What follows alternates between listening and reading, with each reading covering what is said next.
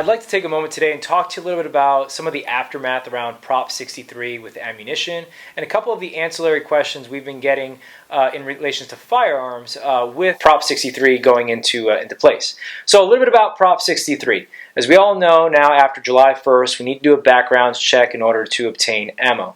Well, some folks have been asking us, well, what if we go and get ammo at the range and we shoot it at the range? Well, that's totally fine. You don't need a background check for that. However, whatever ammunition that you use, or rather buy at the range, you have to use it at that range at that point in time. You cannot leave the range with any unexpended ammunition. So if you're going to go to the range, you're going to buy ammo there to shoot at that point in time, totally fine.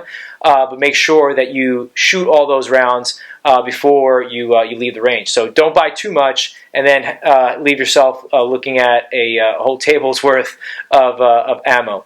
So make sure you understand how much ammunition you're going to use. Another thing with regards to the ammunition laws, some folks, we hear some grumbling about people going out of state to buy their ammo since there's no backgrounds check and then bringing it back in. Huge no-no. So if you buy ammunition out of state and bring it back in, that is going to be a very, very bad charge, and that will bring you some bad credit with the state and some charges with that. So please don't do that. If you have a California driver's license, buy your ammunition in state through the backgrounds check and make sure you stay above board. Now, another thing with regards to the ammunition law, which is not related, but we've been getting some questions about firearm possession.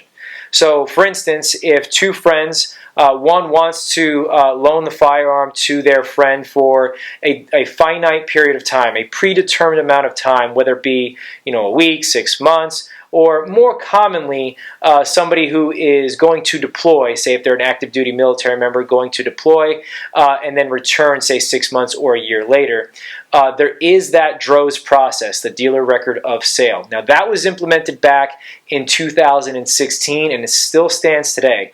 So if you're going to loan your firearm to a friend or loan your firearm to somebody for a determined period of time, you need to make sure that you go see the FFL, have that possession blessed off by them with that dealer record of sale or DROS, and of course there's going to be the rules around that, and then the person receiving can take possession of that firearm. Now, this is under the assumption that both parties are neither FFLs.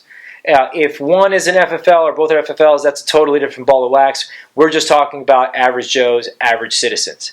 So if you're going to loan your firearm, or for instance, if you happen to have your firearm at a friend's house, make sure that you, one, take possession of your own firearm if you can, but if you can't, make sure you're staying above board with regards to the proper possession laws and have that firearm DROS over to whoever is taking possession for it for a finite period of time.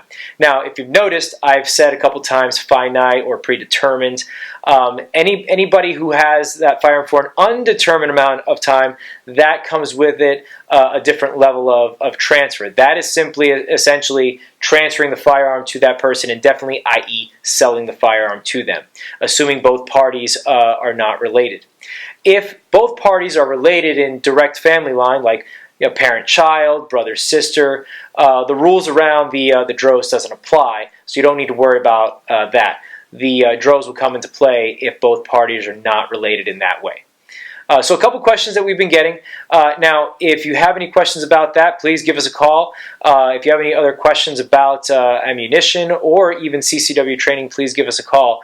But make sure that you are keeping above board. And the last thing we want our clients and our followers to get caught up in is getting charged with a crime that they didn't really know about and it was unintentional or without malice. So make sure you know the rules, make sure you know the laws, keep yourself safe out there. Thank you for joining us today.